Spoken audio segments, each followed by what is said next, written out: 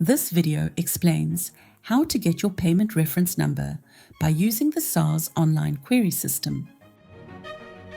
When making a payment to SARS, it is essential to have a payment reference number. This ensures that your payment is accurately allocated within the SARS system.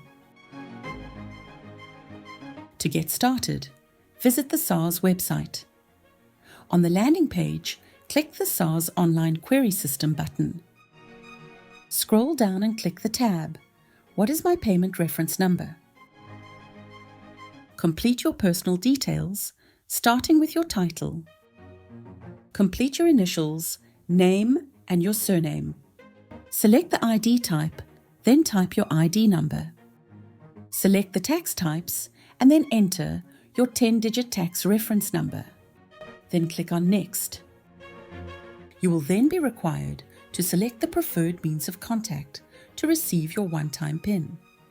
Type the last 6 digits of your one-time PIN and click on Submit. On the next screen, select the method to send your payment reference number. Then click Confirm. A confirmation page showing that the payment reference number has been sent successfully will be displayed. Check your email or texts for the payment reference number and beneficiary ID in order to make a payment. SARS, at your service.